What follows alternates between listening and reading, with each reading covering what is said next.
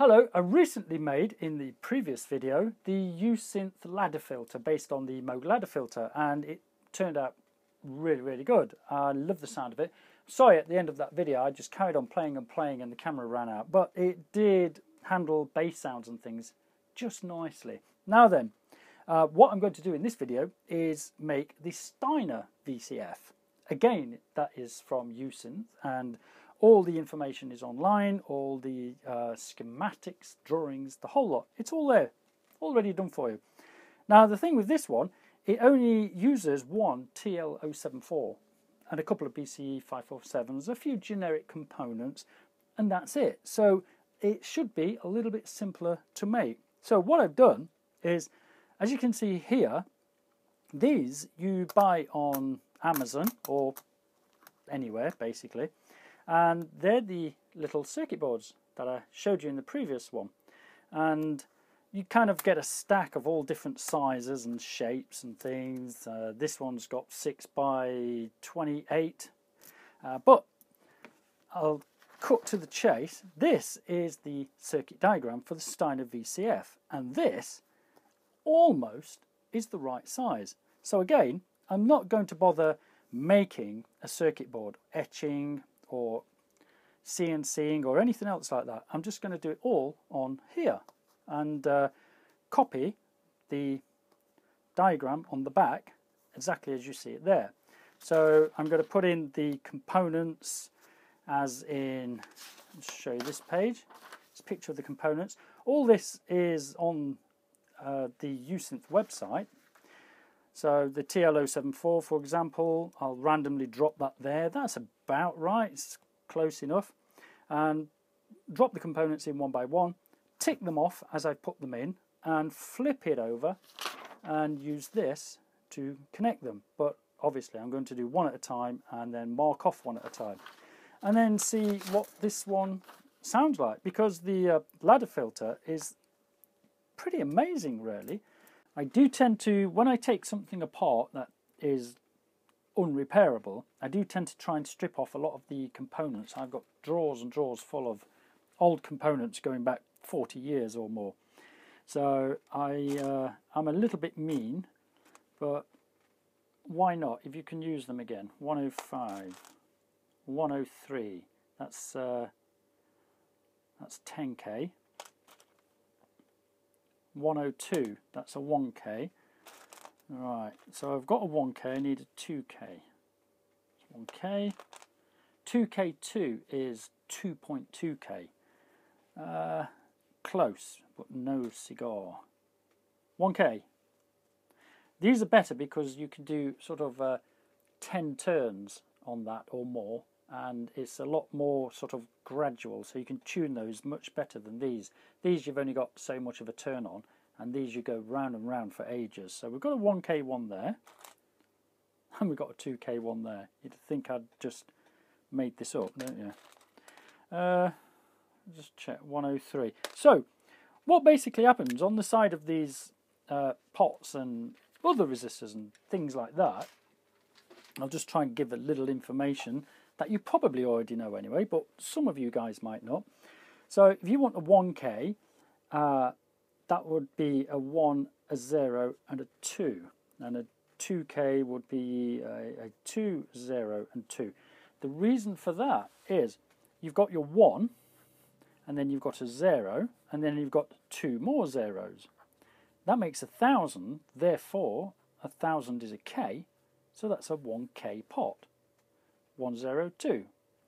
Now when you've got the number in between, so this is a 2k2, what that means is it's a 2 and then another 2 0 0 like so. So that k sits in there making a point, so that's 2.2k. That's how it kind of works in a way. A bit confusing, but you soon get used to it. And if you're really lucky, it just says 1k and 2k on the pot, and they're the ones I'm going to use. So I just thought, you know, that might be useful to somebody on how to figure these strange numbers out on these little potentiometers and things. 102. Right, what else do I need? Lots of diodes. Diodes, plenty. Good. BC547s, hundreds of them now, because I want to make lots of the Yusynth stuff, and he tends to use a lot of the 547s, so I just bought loads of them. Now, to make the sockets and the plugs, I use these headers, and then all I do is I just sort of count along 1, 2, 3, 4, 5 and chop it like so, solder that on the board, and you've got a plug basically. You can make the Euro connectors and all sorts of these things, and they're pretty standard size anyway, but something like this, that one piece will make all the sockets needed for this, all the connections rather. So right, I've got that. Capacitors, I'll sort those out in a moment. I've got the pots. I would have liked to have added a second input pot on this, but I haven't actually got another spare pot. Just here, it's got input 2. And on the website, it doesn't have an image of another pot connected to that, but you can just add another pot and have 2 inputs, like I did with the ladder filter. I put 2 separate inputs on it and the output. So yeah, I don't know why he didn't put that there, but it doesn't matter. I can add it if I want to, if I can find another spare pot. I don't seem to have enough to do the whole job. Well, I've got just enough to do the whole job, and then I've got to order some more, but I would have liked to have added that other input. I'll have a dig around, see if I can find it. So at the moment, I've kind of done all this section here, and like in the last video, every time I put a component on, I just colour it in red, and then when I've made the connection, then I actually draw in the connection. That way you can sort of see these ones that are missing underneath here for when I put that component in, etc, etc. That way I'm not going to, hopefully, miss anything important. So yeah, I kind of enjoy just drawing everything in as I go along. And that's almost the same as what's on the board here. These capacitors are in the same place, and these ones, and the resistors, etc. So I'm kind of making that circuit board without having to print that circuit board, just by using one of these. Now, I'm coming on to the 2 transistors here, the BC547s. And yeah, I know I didn't cover transistor matching in the last video, but the best thing to do, honestly, is have a look on Music from Outer Space, or go to Ken Stone's website, and they've got all the sort of information on how you can do little tests on transistors. And you can, you could do some tests with a regular multimeter as well. But I mean, I kind of use this peak analyzer here. It doesn't give you everything. It's not the best transistor tester in the world, but for what I'm doing here, it will do. Now, if you test a transistor, one important thing is don't handle it, because when you handle it, it's going to warm up. Also, when you test the transistor, if you go back and test it again immediately afterwards, the transistor's already been warmed up by the test, so it's going to give you a different reading. So I'll just show you what I mean there. If I just set up one of the transistors here and turn this device on, it'll analyze the transistor as much as it can do, tell you the collector, base and the emitter, and it'll give you this HFE current gain and test currents and the base to emitter voltage and all those wonderful things. Now, if I go back to this, HFE 470, okay, remember 470. So let's switch that off. 470, I'll write that down. Okay, now then, if I'm handling the transistor, just holding it for a moment, and this is when you put it on your multimeter and test it. Now if we do the test again, see what happens. Okay, collector, emitter and all that lot, etc. HFE 484. Suddenly, that's, that's gone up quite significantly, and that's just by actually touching the transistor and warming it up. So if you have a look on Ken Stone's website or Music from Outer Space, you'll see that they both explain that when you test the transistor, make sure they've been sat for a while in a room where the temperature isn't changing, and go ahead and do your tests, etc.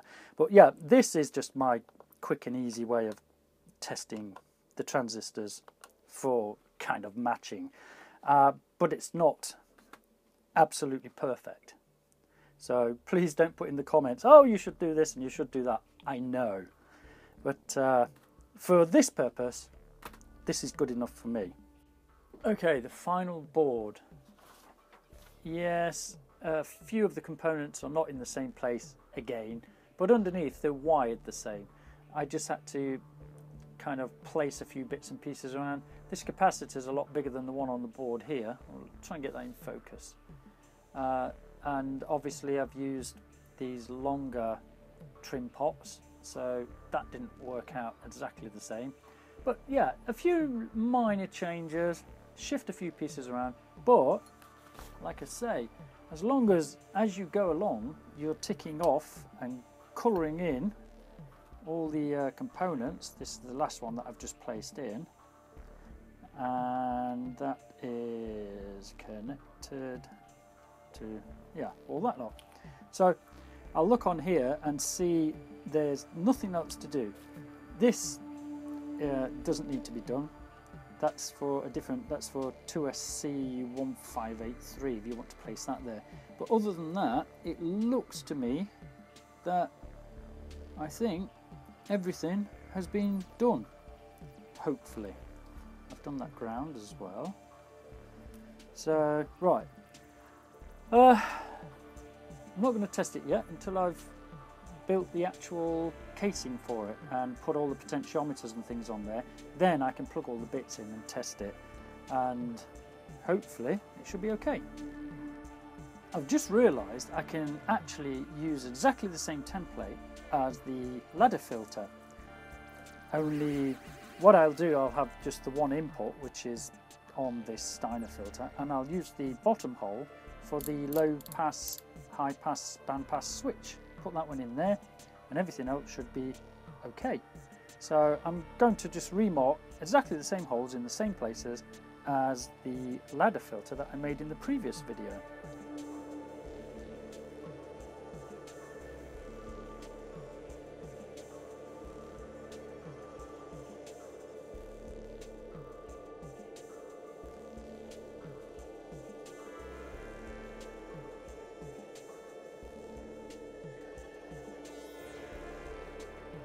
Right, I've bent the edges, but I've got to chop these little corners out, and that always looks pretty messy when I do that. I think I need one of those tin nibblers to do that properly.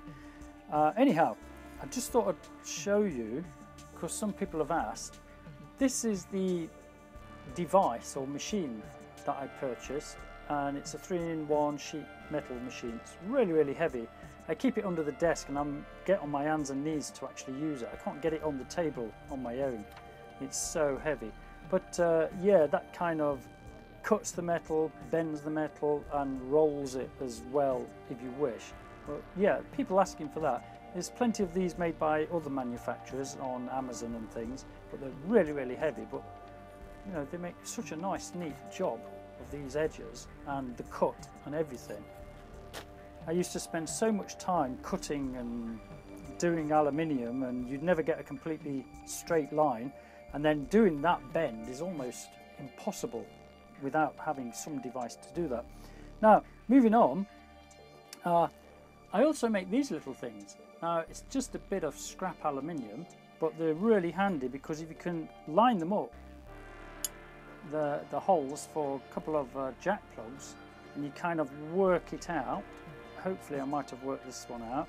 I only do it by eye anyway, but what I mean by eye is, I put a piece of metal on there and I draw a circle, and then I put a circuit board next to it. So hopefully, yeah, ever so slightly out, but you can tilt them a little bit. Maybe I'll make it work. And that will give me something to screw the circuit board, so it's sort of there behind all the pots and everything. Right, I think I've spent enough time on this one now, this Steiner. I've had to play about, as it says so in the website. You have to sort of change a few of the little resistors until you get a few things just right. The resonance is a real swine to control. It growls and it whistles and it jumps in halfway, and it's taken me quite a while. What I've actually done on the back here is I just put this little chip holder in there, so I could pull resistors out and put other resistors in of close values until I got something just about controllable. So yeah, I think, fingers crossed, I think I'm about there. And I have spent ages going through lots of different resistors and things of different values, and I've had to change a couple of other bits and pieces around. So if you're going to make this, you're going to have to spend a little bit of time to try and get it to behave, if you like. But anyhow, this is what I've got to at the moment. Nice, simple bit of sound going up and down, and on the scope here, if you can see the green line, it's probably miles away from the camera.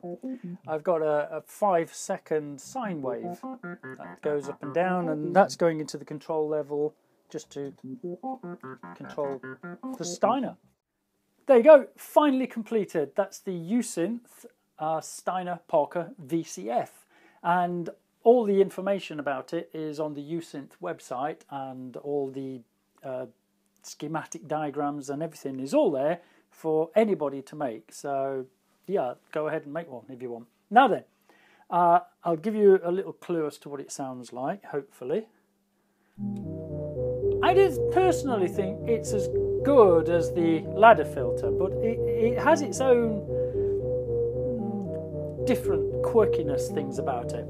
The resonance as well, as some people have said on there, it will just scream and squeal like mad when you go so far with it. So it's right on the edge there. But anyhow, let's have a listen.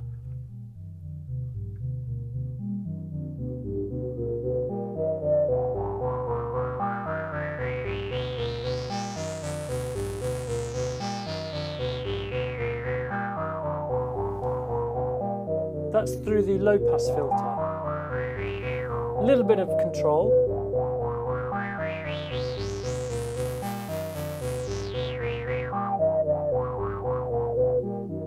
And the whole thing about analog synthesizers such as this type of thing, or the Eurorack stuff, is it's just about finding the sound sometimes rather than the melody. The sound, just little tweaks here and there, and you kind of pick out nice, interesting nuances. Yeah, I suppose that's the word. So, over to bandpass.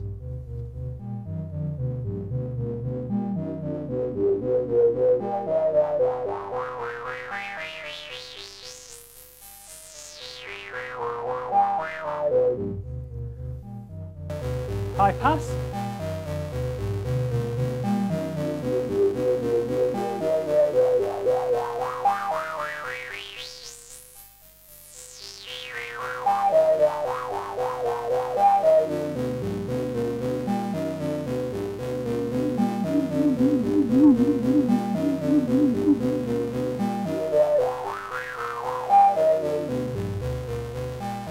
And then over to all pass. Doesn't seem to be a big difference there. I hope I've made the circuit board correctly.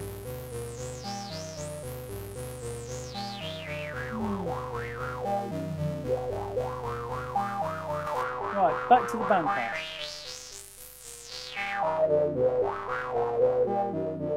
Yeah, It does take a little bit of tweaking and playing about with. There's a couple of trimmers on the board, and it did take me a while to try and get it set up correctly, or as correctly as I think I've done.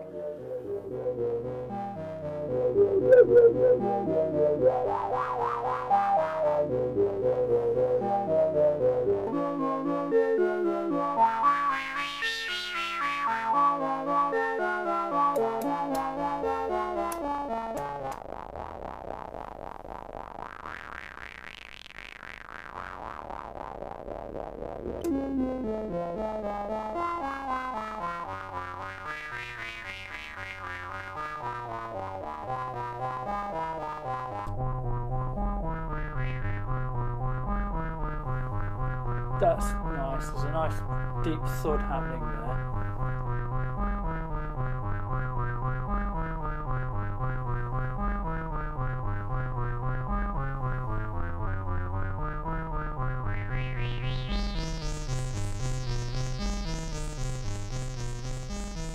If you're listening to this on an iPad or phone or something, you might not pick up that really deep bass there, but it's yeah, it's quite powerful, that. Anyhow, at the end of the day, yay, it works, it does something, it makes a noise, and it sounds okay, and it will be useful in some of the mad music that I tend to put together. I don't make a lot of actual music, but I do like to make lots of sounds, and I can stand here for hours just fiddling about and creating sounds, if you wish. Wasting hours and hours, but it's not really a waste because I enjoy it. So yeah, there you go. So we've got the Bob's ladder filter done, and now the Steiner Parker filter. Both of them, like I said earlier, all the information can be found on the Yusynth website. And Yves Usson, I hope I pronounced your name correctly, he's basically put all the information there for anybody to just dive in and make this stuff yourself.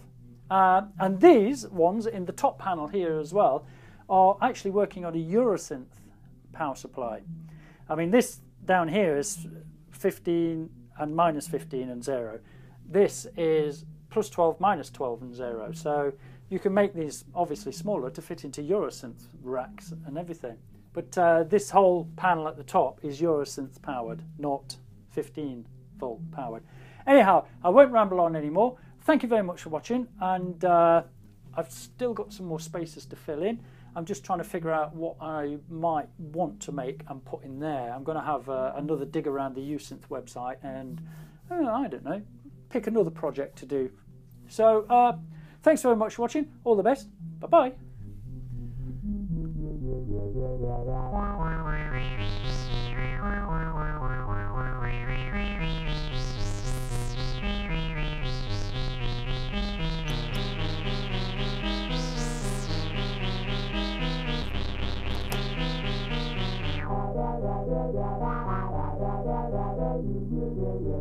Yeah.